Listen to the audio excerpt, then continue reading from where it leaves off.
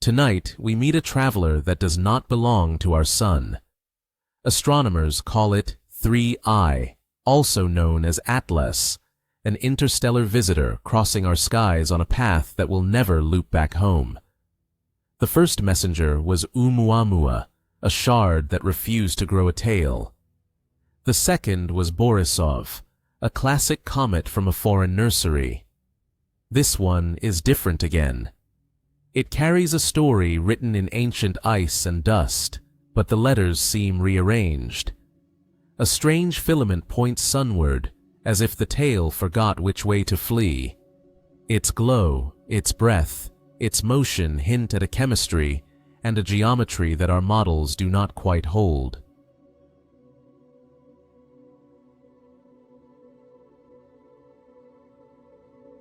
So, let us slow down and look carefully. What makes a comet defy intuition? How can a visitor from a distant star field sharpen and not shatter the physics we trust? In this introduction, we set the stage.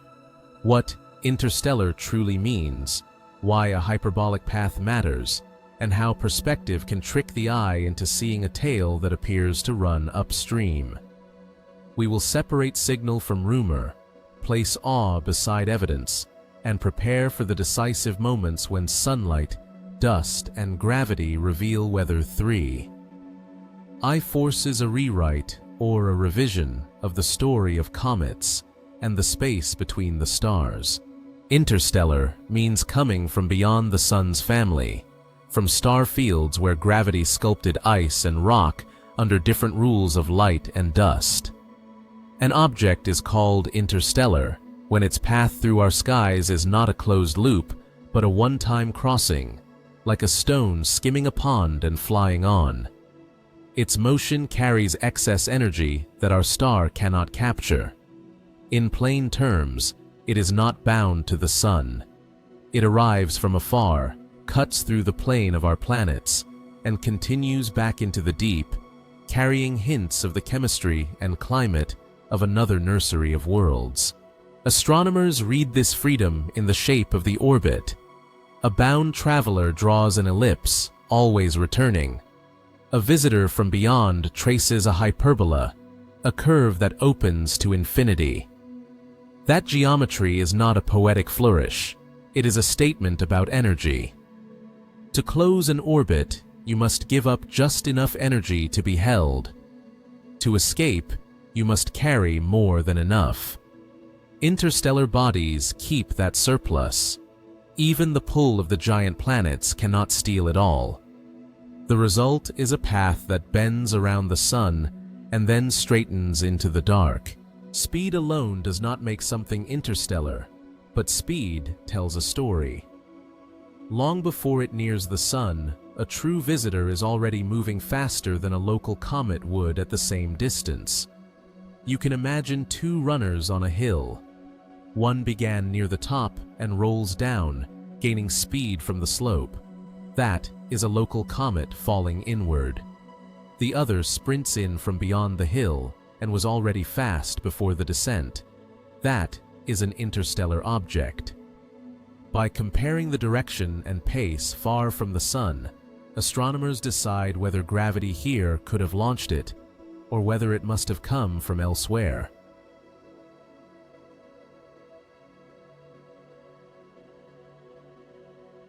We have met such travelers before.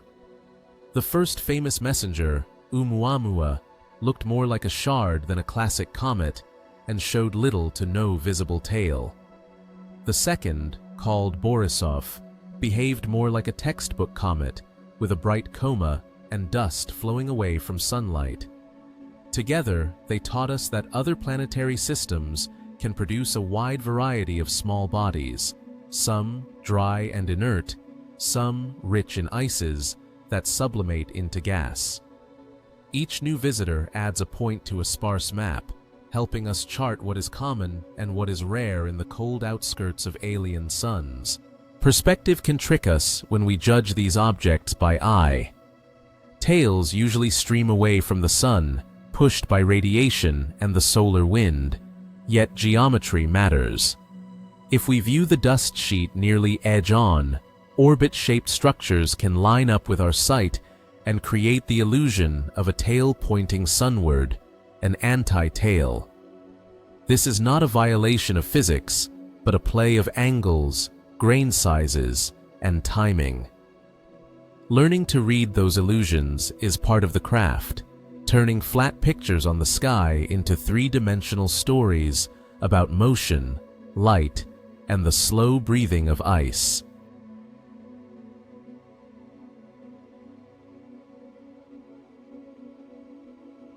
Why does any of this matter? Because interstellar objects are samples delivered to our doorstep by the galaxy itself. They carry the fingerprints of their birth clouds, the scars of radiation in another neighborhood, and the memory of collisions and heating that did not happen here. By measuring their orbits, colors, and spectra, we test our models of how planets form and migrate. We also test our humility.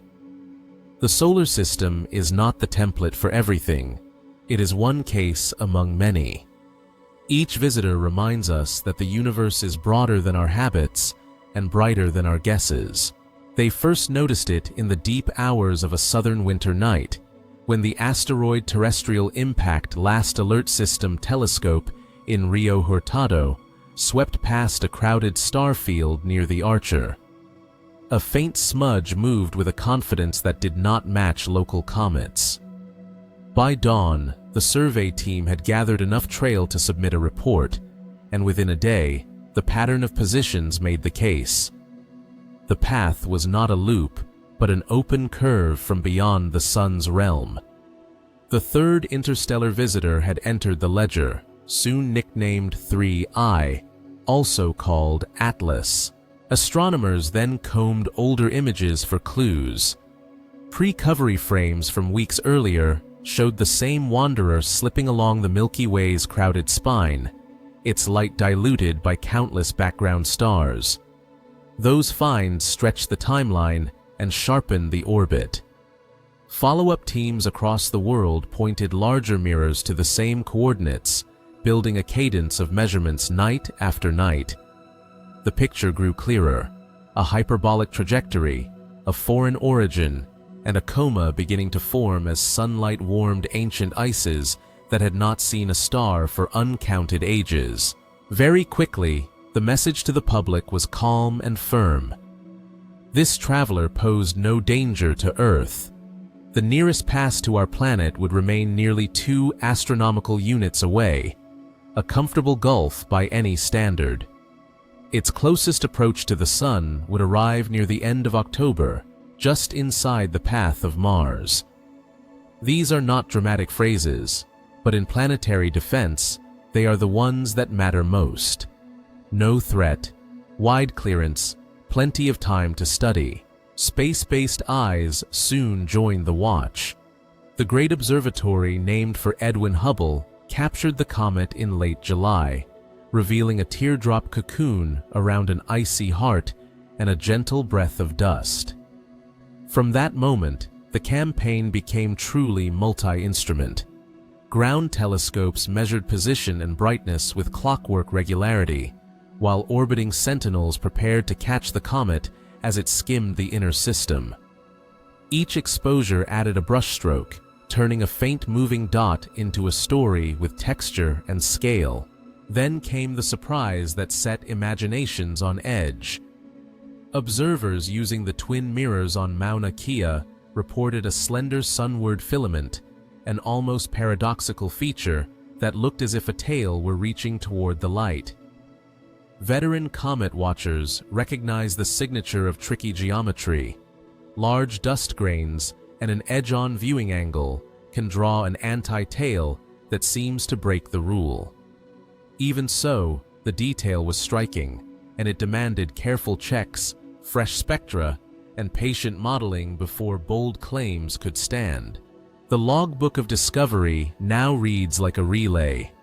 A survey camera raises the flag, archival searches extend the arc, precision follow-ups lock the orbit, space telescopes sketch the coma, and deep spectrographs chase the faintest hints of chemistry. With sunlight growing stronger by the day, the next entries will test our explanations of dust, gas, and perspective. Whatever it ultimately shows. 3. I will leave us with better tools and a humbler map, a reminder that even a small traveler from another sun can reset the questions we ask about our own. Predictions said that most interstellar visitors should arrive from the general drift of our sun through the galaxy, the solar apex, as dust and shards that our motion would naturally sweep into. 3. I refuses to follow that tidy picture. Its approach favors the southern sky and cuts across our expectations at a slant. The shape of its path, open and unbound, is not the surprise. The direction of the incoming velocity is. It tells us that the local stream of wanderers is not a single wind, but a restless weather of many sources. Orbit is a language of energy and geometry. A bound body surrenders just enough energy to be kept, drawing an ellipse that repeats. A visitor keeps a surplus and writes a hyperbola that never closes. 3. I speaks this second dialect clearly, yet the vector that carries it in, the arrow of its excess speed, points away from the neat textbook sketch. The sun bends that arrow, but does not erase it. Even after the turnaround perihelion, the outbound course remembers the place it came from.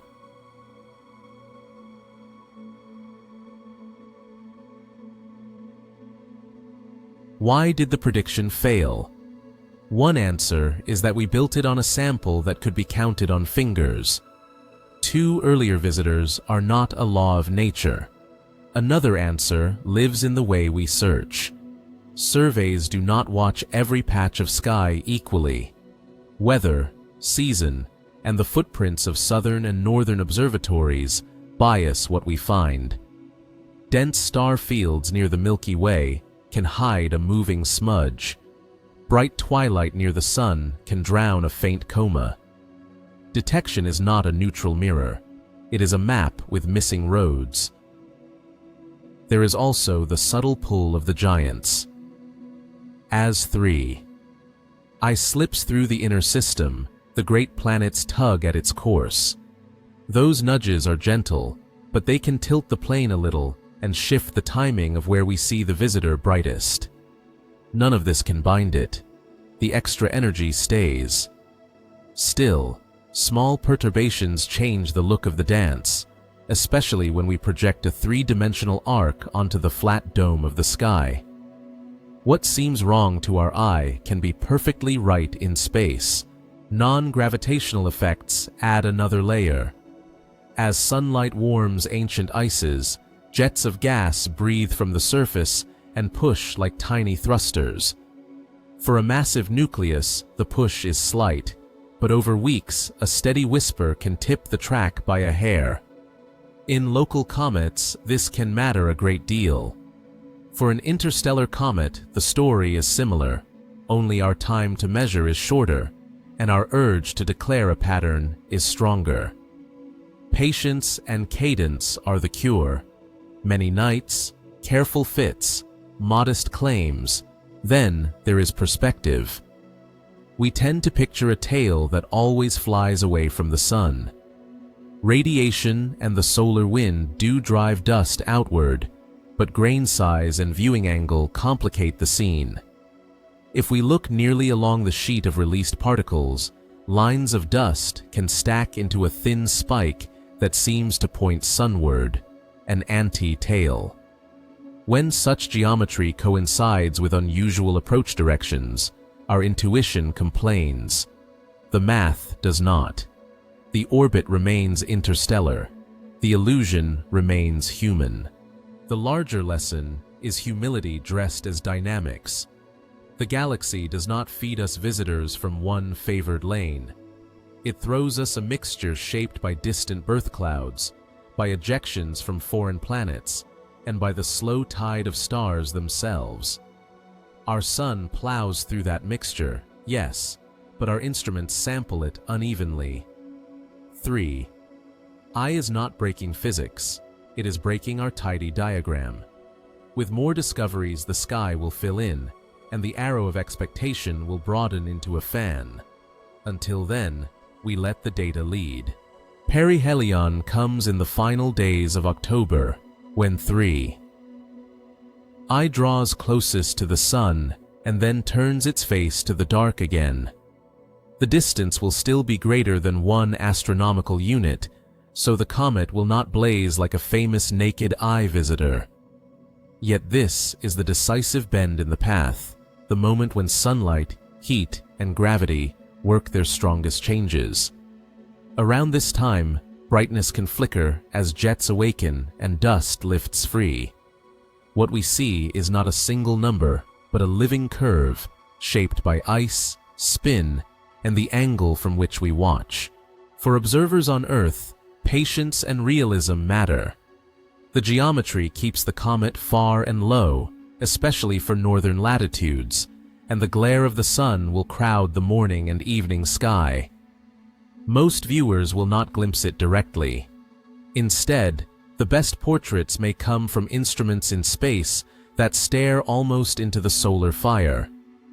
If you try from the ground, seek the darkest air, use a small telescope or sturdy binoculars, and remember that safety near the sun is absolute. Never sweep the bright horizon without proper filters and careful planning. A practical plan begins weeks before perihelion. Track daily updates from reputable observatories that publish finder charts and refined positions. Compare 2 or 3 sources, since small changes in the orbit fit can shift where a faint blur will rise.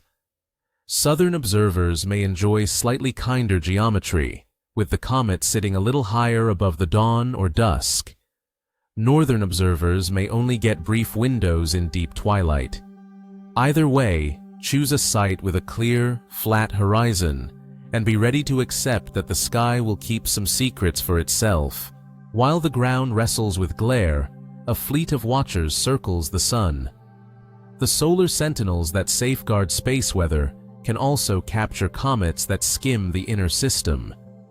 Images from the venerable solar observatory that rides between Earth and the sun, from the spacecraft that follows a heliocentric path ahead of Earth, and from probes that swoop close to the solar corona, may show 3i as a delicate thread near the sun's limb.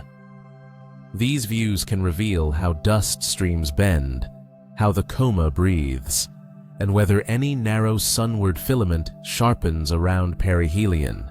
After closest approach to the sun, the story does not end. As the comet recedes, geometry can improve for certain longitudes and latitudes, offering slightly darker skies and longer viewing windows before dawn. Activity may rise or fall as fresh patches on the nucleus rotate into sunlight.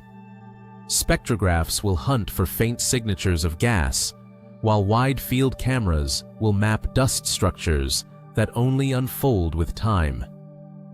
The outbound arc is a second exam for our ideas, testing whether earlier hints were illusions of angle or genuine clues about grain size and chemistry.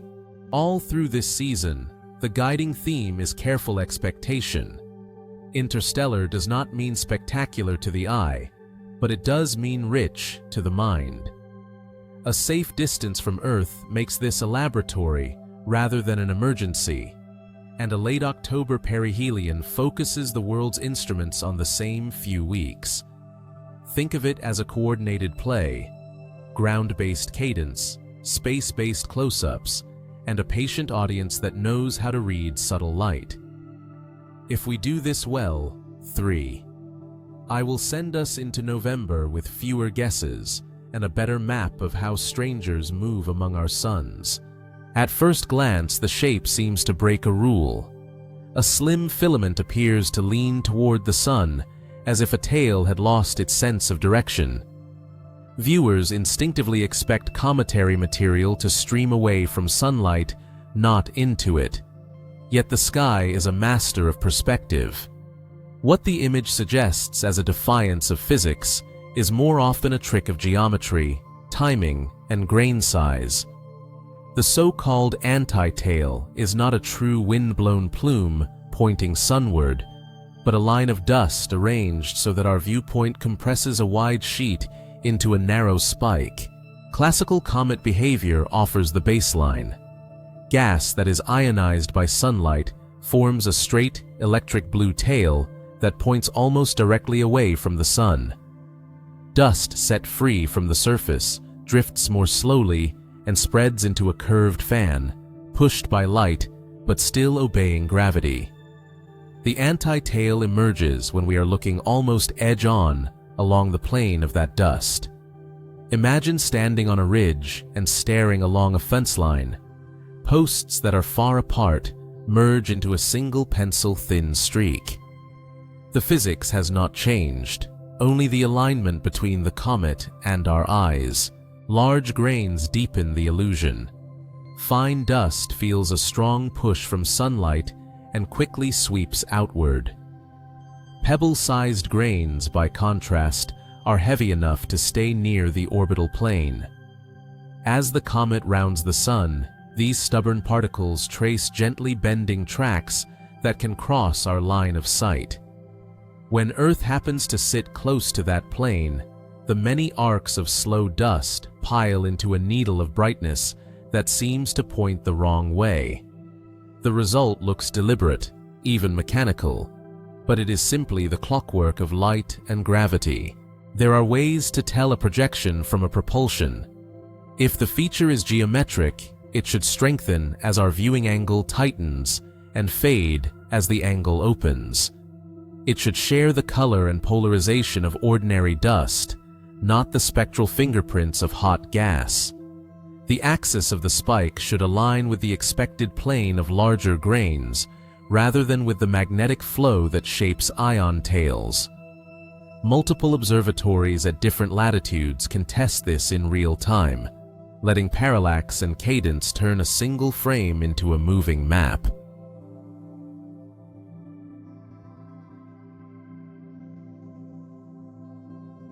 Skeptical minds may ask whether a sunward spike hints at engines or intention. History offers calmer answers. Several well-studied comets within our own system have shown striking anti-tails when Earth crossed their dust plains, long before modern rumors of artificial visitors. The simplest explanation is the one that fits repeated cases across decades: a sheet of dust, an edge on view, a season when geometry is cruel to intuition. Occam's razor favors grains and angles over fantasies of craft. Even so, 3. I makes the lesson fresh. The tendril is not just a curiosity, it is a ruler laid across the system.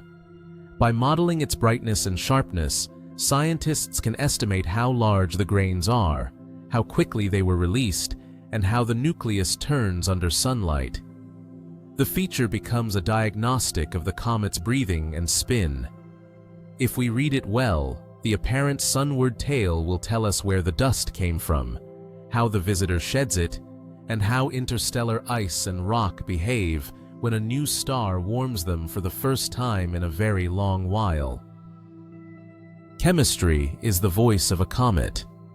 When sunlight warms ancient ice, the nucleus exhales, and the coma becomes a laboratory in motion.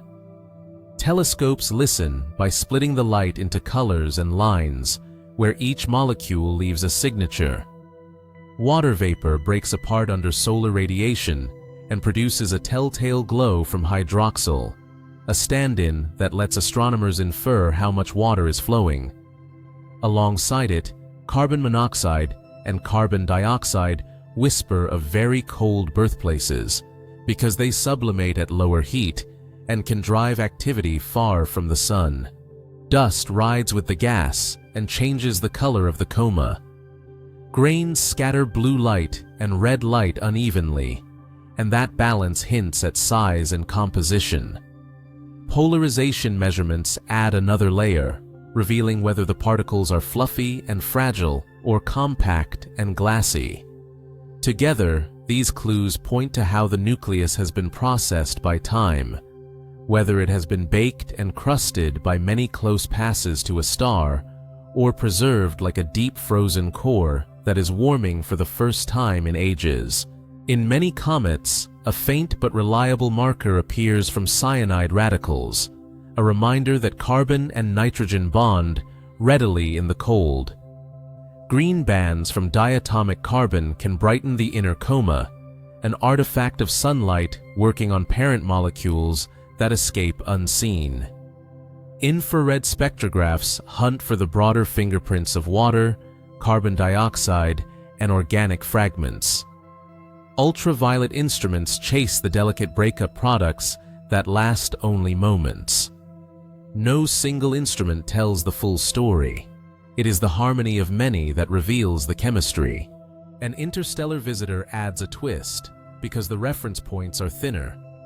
We cannot assume the same inventory that local comets carry.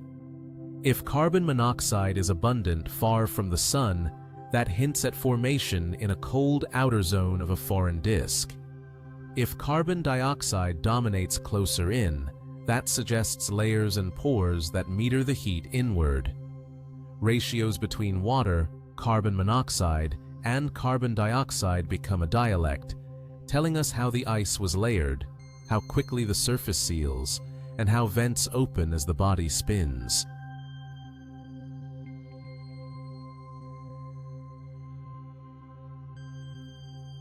From time to time, bold claims rise ahead of the evidence. You may hear speculation about exotic metals in the coma, or about unusual organics that would overturn the textbooks. Curiosity is welcome. Haste is not. Some reports have floated the idea of nickel-bearing vapors that would be rare or unstable in natural settings near a star. Such a claim would demand independent confirmation with careful calibration and repeatable spectra. Until multiple teams see the same lines with the same instruments, prudence asks us to hold the headline and test the signal. Even modest results are rich. A clear detection of water and a reasonable measure of dust can fix the mass loss over days, turning brightness into physics. If the coma shows strong cyanide but weak carbon monoxide, that imbalance may point to processing before ejection from the home system. If polarization suggests large, slowly pushed grains, that complements the geometric story of an apparent sunward filament. Chemistry and morphology are not rivals. They are two hands sketching the same face under different light. In the end, composition is not a trophy list, but a map of origins. The gases tell where the ice is formed, the dust tells how they were packed, and the changing spectrum tells how sunlight reshapes them on the fly. An interstellar comet is a message bottle thrown from a distant shore. When we read its molecules with patience, we learn not only about a single traveler, but also about the factories of planets beyond our own sky. Whatever surprises remain, the method stays the same. Measure, compare, and let the lines of light correct our favorite theories. We have met 3 messengers from beyond, and each one holds up a different mirror to our expectations. The first, called Oumuamua, glided through like a shard of dusk, dry and reluctant to shed a visible coma. The second, named Borisov, behaved like a textbook comet, bright with gas and dust, and a fan that clearly fled the sun. The third, known as Atlas, seems closer to that classic mold, yet it sketches details that do not sit neatly, including the hint of a sunward tendril. Together, they show that interstellar is not a single look, but a family of temperaments. Begin with the first visitor. Oumuamua arrived without the familiar breath of water vapor and carbon bands that would paint a green glow. Its light curve hinted at a stretched or flattened shape, and its path showed a slight non-gravitational nudge, as if sunlight were pressing on a very low-density body, or pushing on gases too faint to see. It was a whisper rather than a shout.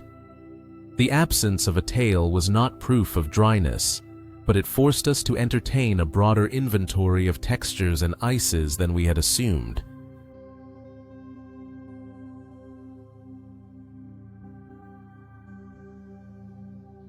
Borisov, by contrast, came roaring in like kin to our own long-period comets. Spectra found the usual markers of cyanide and diatomic carbon. Dust flowed in a graceful arc, and the colors matched a world that had stored ices in deep cold. If Oumuamua spoke in riddles, Borisov spoke in familiar grammar. That familiarity was a crucial lesson. It meant that some distant planetary nurseries forge small bodies very much like those in our outskirts, with similar recipes of ice and dust and a similar willingness to sublimate when starlight grows strong.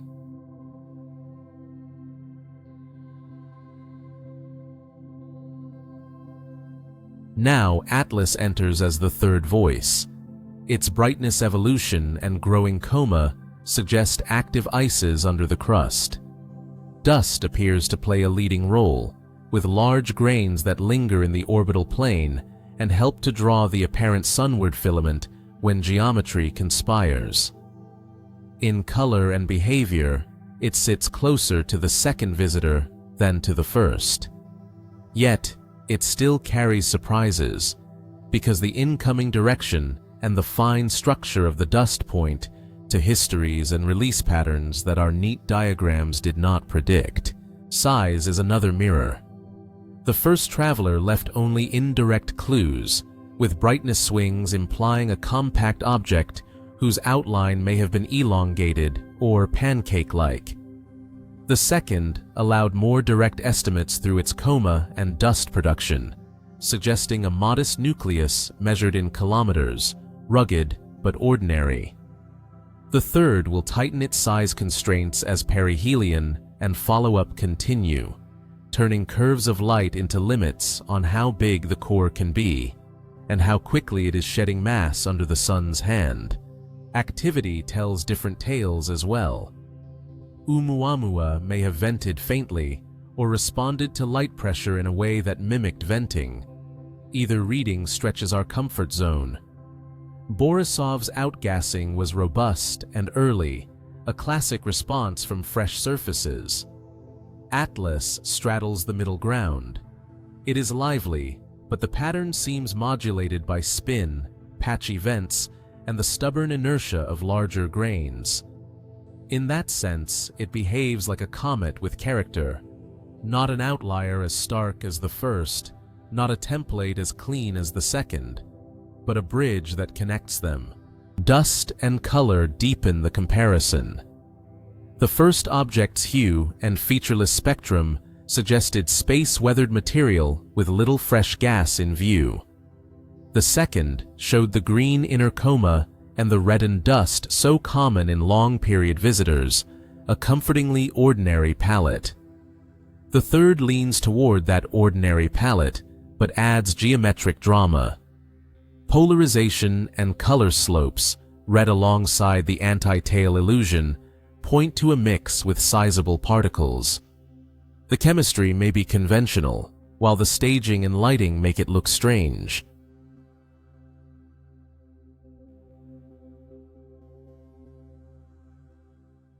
What do three voices teach that one or two could not?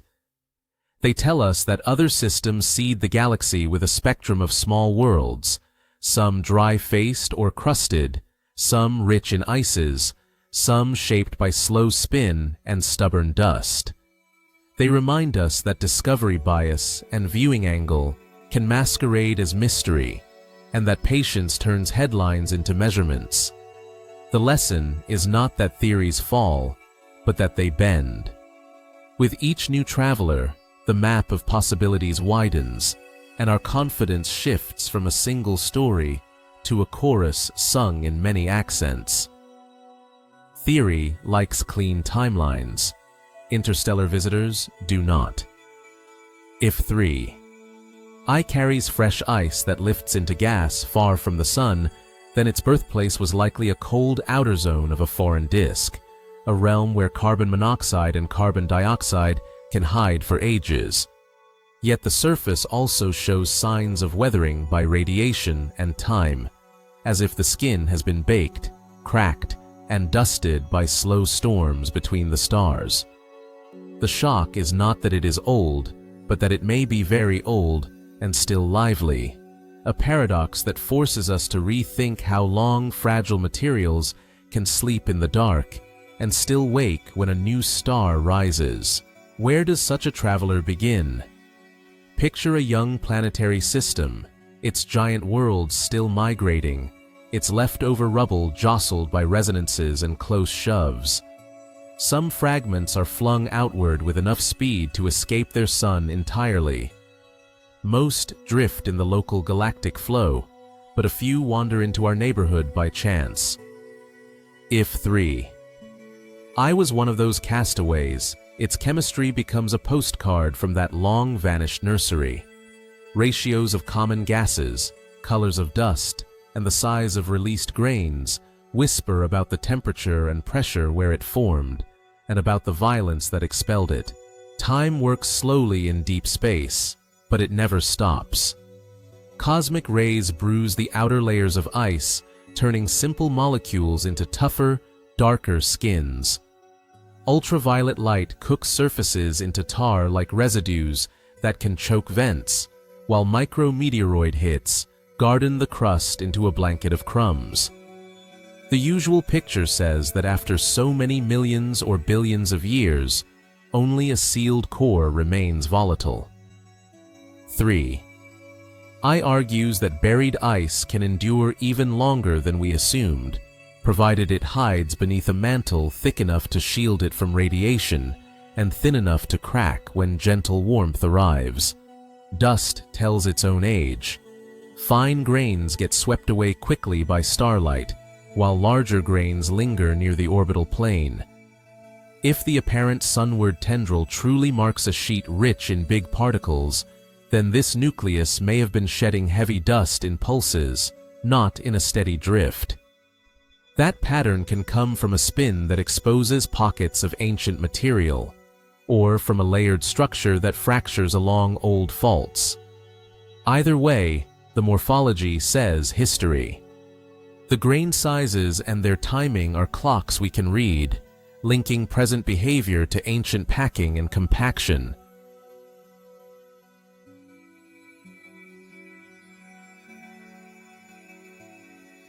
The direction of arrival adds another jolt. Early models guessed that most visitors would approach from the general direction toward which the sun moves through the local stars. 3.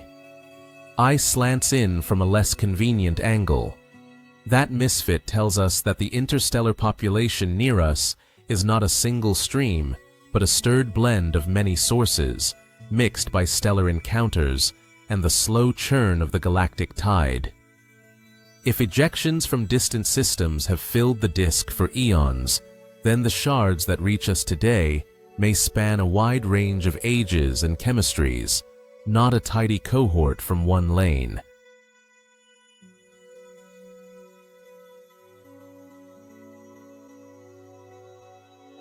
Lifetimes of materials become the heart of the debate. How long can water-rich ice survive between suns without sublimating away or being pulverized into inert crust? How deep must volatile layers hide to dodge radiation damage, and how easily can gentle heating reopen pathways for gas to flow? 3. I invites answers that stretch beyond our solar habits. It hints that preservation can last for times longer than we thought, and that activation can be triggered by modest sunlight once stress lines in the crust connect the buried reservoirs to space. With that, origin and age stop being trivia and turn into tests of planet formation itself.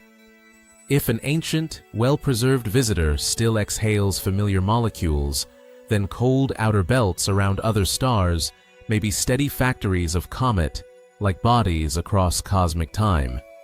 If, instead, we find unusual blends of gases or unexpected metals, we will have to admit that some nurseries write different recipes.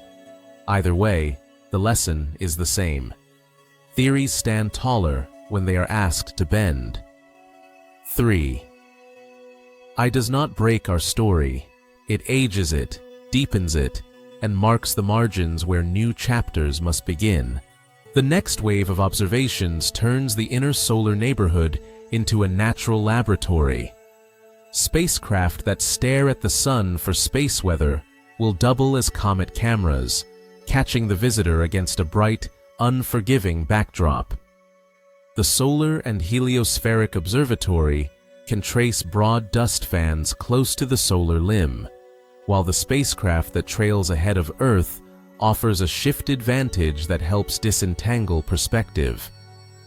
The solar probe that skims the corona and the solar orbiter add high-cadence imaging near the fire itself, letting us watch how sunlight sculpts dust sheets in real time. On the ground, the plan is cadence and patience. Medium and large mirrors will measure the light night after night, building curves that reveal rotation, jet timing, and any small non-gravitational push from outgassing.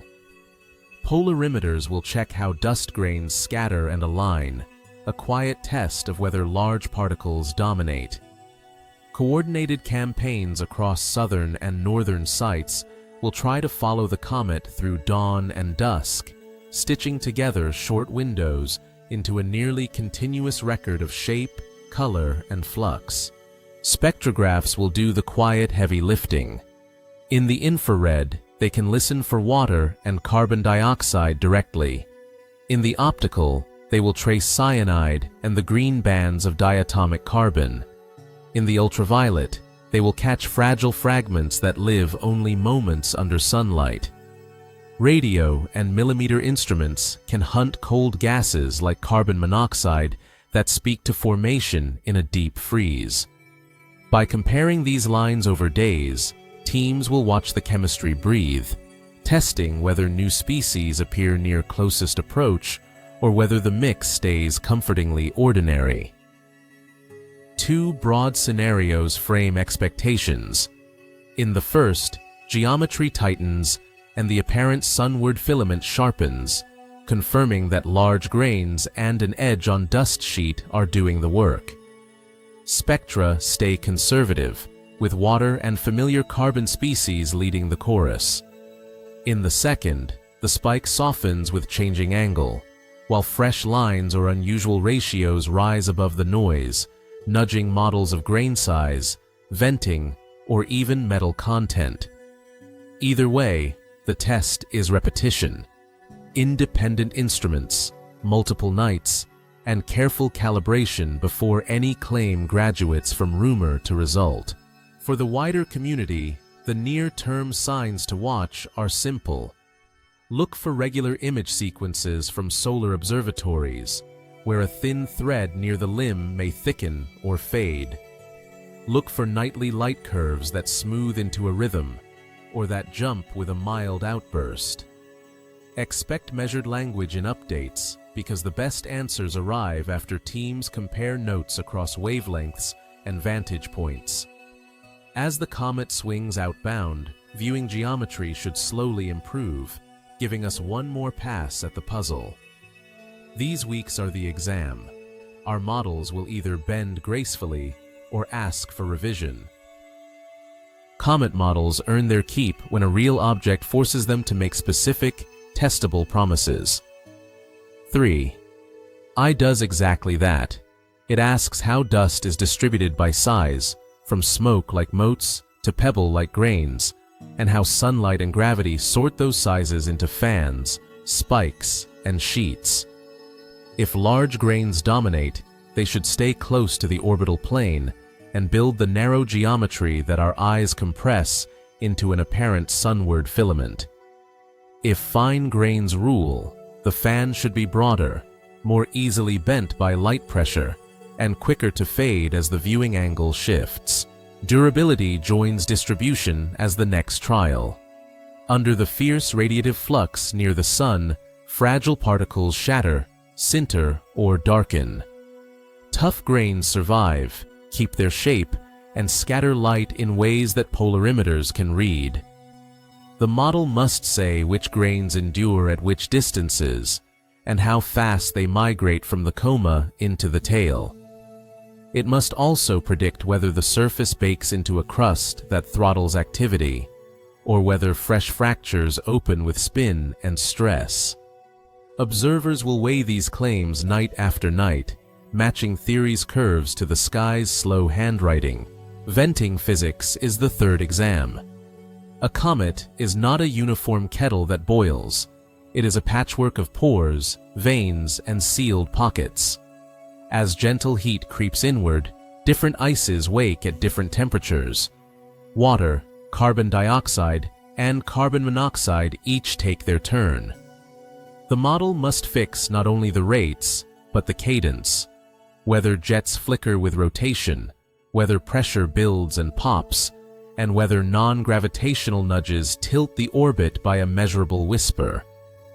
Good models predict a rhythm of light and a map of jets that instruments can confirm or deny. Chemistry carries a provisional wild card. Some early chatter has pointed to nickel or iron-bearing vapors, a claim that would be extraordinary if it holds. The careful way to frame this is as an if-then. If independent teams with well-calibrated instruments repeatedly see lines that demand nickel or iron in the gas, then models of planet-making must bend. Such a result would touch the heat history of the parent disk, the gradients of metals across that disk, and the processes that weld dust into rock. If, instead, those lines fade under scrutiny, the lesson will be about caution rather than revolution. Finally, the model must knit these threads into a single story that endures outbound. After perihelion, as geometry eases and activity wanes, the predicted grain sizes, venting rates, and color changes should evolve in step. A theory that only explains one dramatic image is not a theory. It is a caption. The genuine article will survive new angles, new cadences, and new instruments, turning surprises into parameters and rumors into residuals. That is how knowledge hardens. Weather 3. I confirms familiar physics or stretches it. The test is the same. Make forecasts, take measurements, and let the sky grade our homework. Extraordinary claims invite wonder, but they also demand restraint. When a feature looks uncanny, the first tool is Occam's razor. Prefer the explanation that asks for the fewest new assumptions. A narrow sunward spike can feel like intention, yet dust sheets seen edge-on have produced such illusions in many comets within our own system. Before we reach for engines or artifacts, we should ask whether geometry, grain size, and timing already account for what we see. Most of the time, the sky is strange enough without adding inventions. Bayesian thinking adds a second guardrail. Begin with prior odds. The universe is full of natural comets and almost empty of confirmed spacecraft from other stars.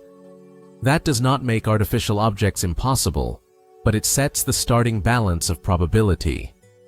New data must shift that balance by being far better explained by technology than by physics we already use. Lines in a spectrum, a flicker in brightness, or a knot of dust must survive repeated independent checks before they can tilt the scales away from the ordinary. Selection effects quietly shape our excitement. Surveys do not look everywhere with equal depth, and the Earth does not sit at a perfect angle to every dust plane. We are more likely to notice dramatic, high-contrast features and to miss the quiet, inconvenient ones. This bias can produce a highlight reel that looks more exotic than the full season. When one image seems to break the rules, the sober response is not a leap to intent, but a call for cadence. More nights, more angles, more instruments. Patterns that persist earn belief. Patterns that fade were telling us about our viewpoint. Transparency from trusted agencies helps separate signal from noise. NASA and the European Space Agency publish refined orbits, risk assessments, and imaging plans precisely so that the public can see the same numbers scientists use. The statements so far are plain. There is no impact threat to Earth. Perihelion will come and go at a safe remove, and data will continue to be shared. This openness is not a diversion. It is the norm of planetary science. Open logs and peer review make it hard for dramatic claims to hide from the most boring of adversaries. Careful measurement. Skepticism is not cynicism. It is an ethic that protects curiosity from being hijacked by rumor. Ask simple questions. Does the proposed explanation reduce to known forces acting at known scales? Can independent teams reproduce the observation? Does the claim make risky predictions that could prove it false? If an idea survives these hurdles, it grows stronger. If it does not, we have learned something just as valuable. In that spirit, let us welcome every hint and image with open minds, and let the quiet math decide which wonders are real. Start with honest expectations. This visitor will likely remain a subtle presence for backyard observers. Its path keeps it far from Earth and close to the sun's glare around closest approach, so naked-eye views are unlikely. Think of this as a patience project. Your best chances are in deep twilight before sunrise or after sunset, when the comet sits low and the sky is still bright enough to hide the stars, but not the glow of a small coma. A flat, unobstructed horizon is essential. Hills, buildings, or trees will erase minutes that you cannot afford to lose. Safety comes first. Never sweep near the sun with binoculars or a telescope unless you are using certified solar filters and a plan that keeps the sun well outside the field of view. The safest approach is to wait until the sun is fully below the horizon and then aim only where trusted charts indicate. If you are unsure about the geometry, step back and let spacecraft do the risky work.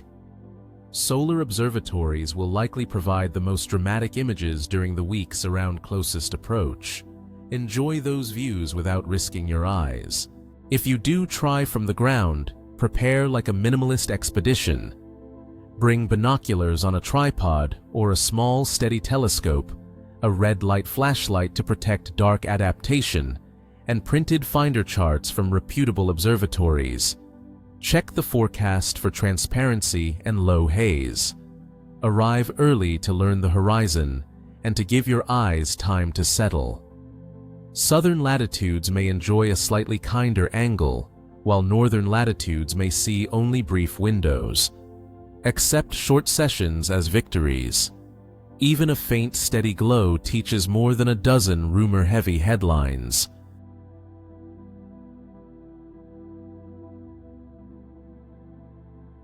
Use cadence to outsmart the geometry.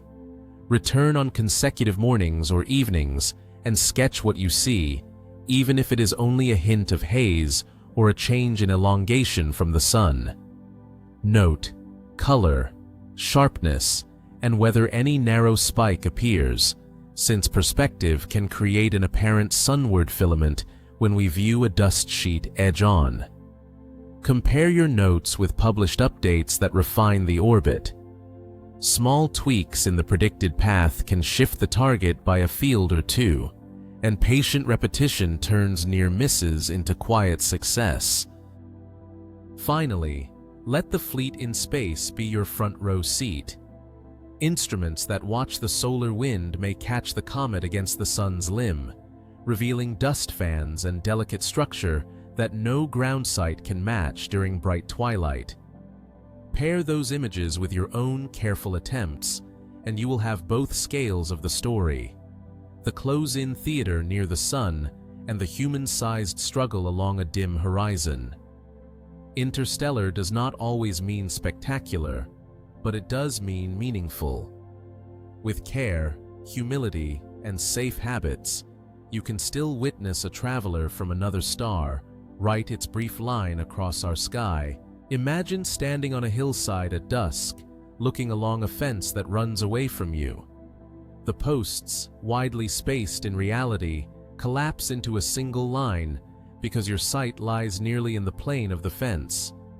A comet's dust behaves in much the same way.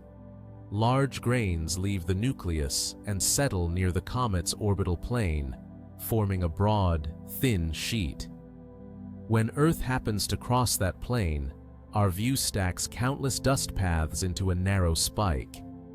The result is an anti-tail that seems to lean toward the sun, even though every grain still obeys the outward push of light and the pull of gravity.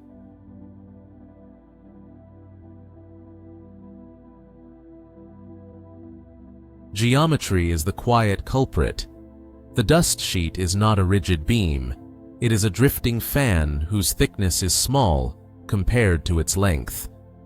If the line of sight sits almost edge onto that fan, projection compresses depth into brightness. The apparent direction reverses because we are looking along the grain or along the sheet, not across it. Change the angle slightly and the illusion softens. Change it more and the spike dissolves into a normal tail. The physics never flips, only our vantage does, reminding us that the sky is a three-dimensional story told on a flat dome.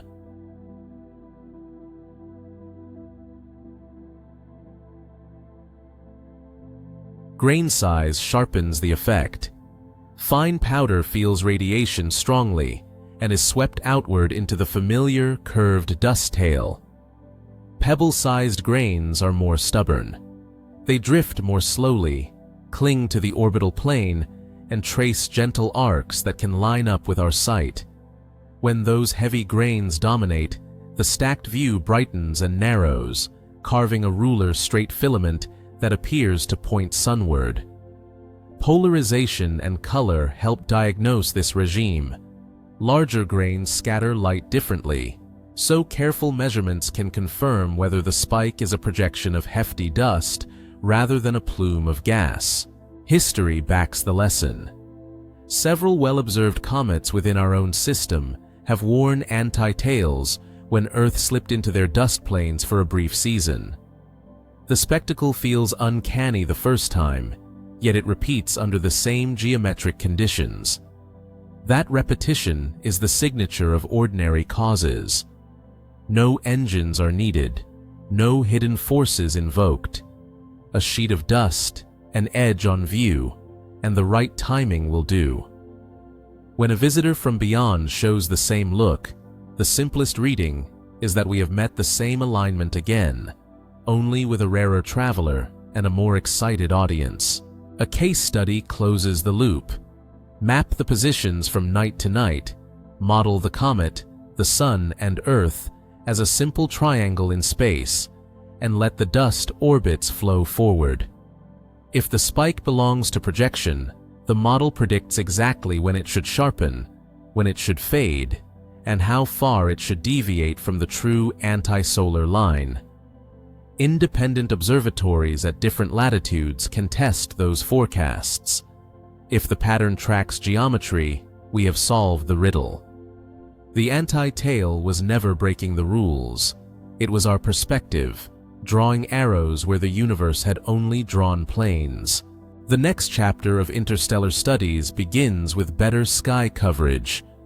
The Rubin Observatory's legacy survey of space and time will sweep the heavens night after night, building a living atlas where faint movers cannot hide. Its cadence and depth will catch fast, hyperbolic visitors long before they brush the inner system, giving observers time to plan.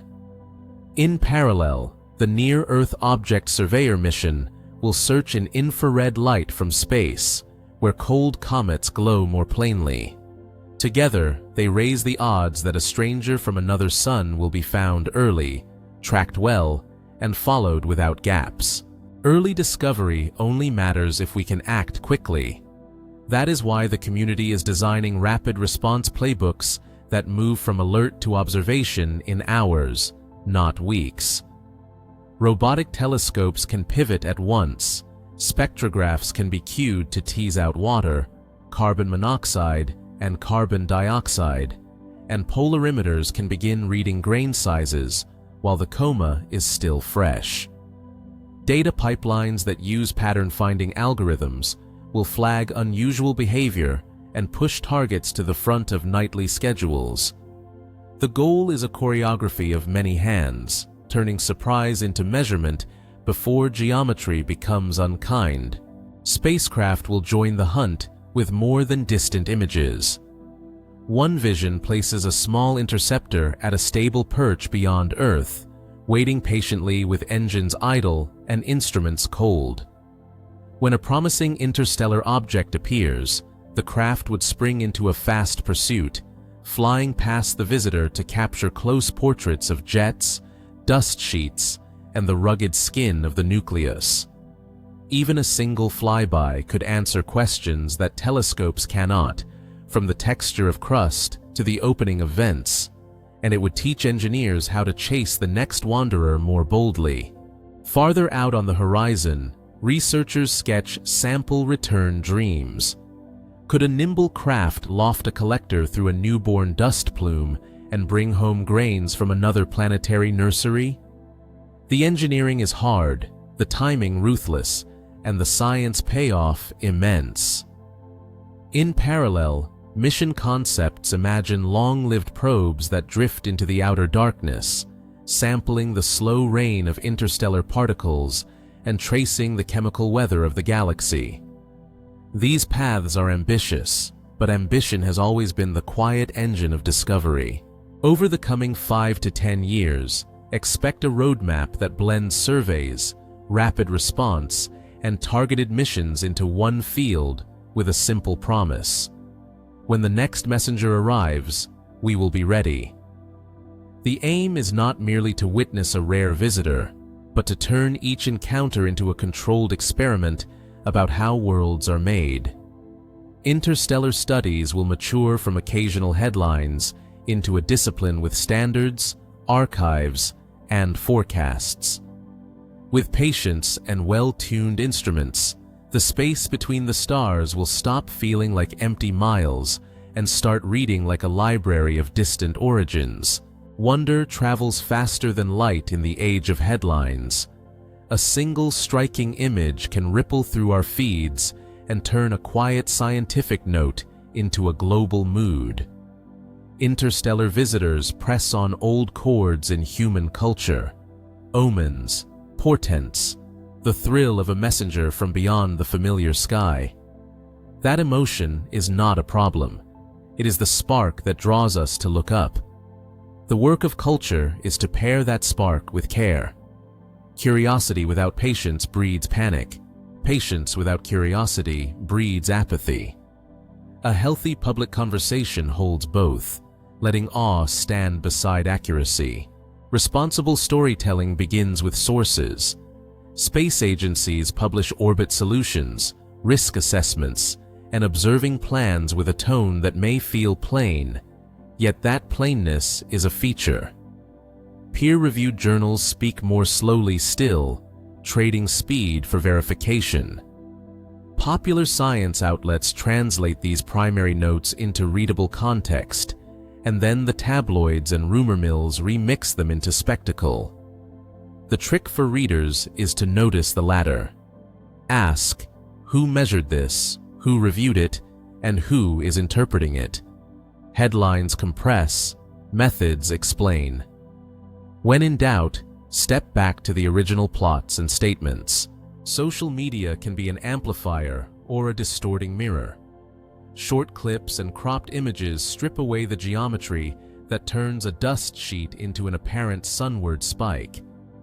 Algorithms reward novelty over nuance, so a strange frame may drown out a careful sequence.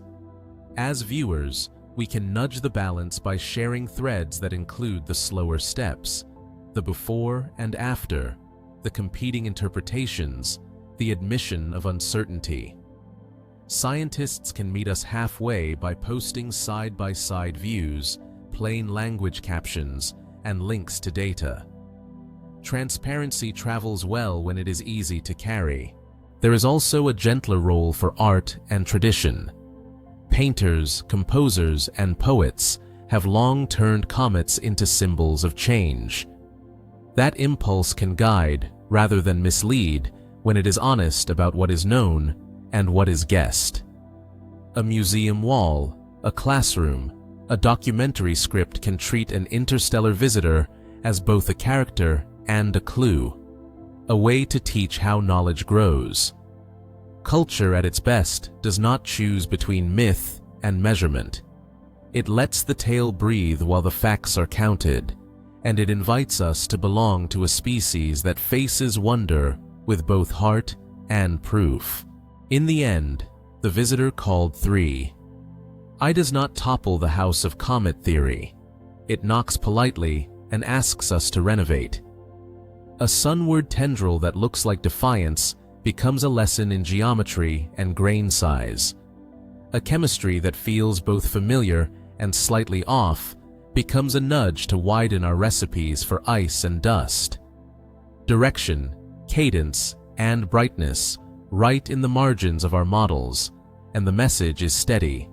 Refine, do not panic. Interstellar objects are not exceptions to physics. They are invitations to tune the instruments and listen more carefully. Science answers by making promises in advance.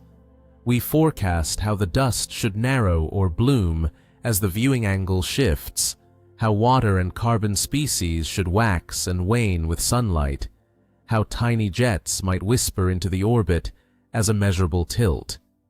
Then we test those promises with repetition, with independent eyes, and with the quiet stubbornness of peer review.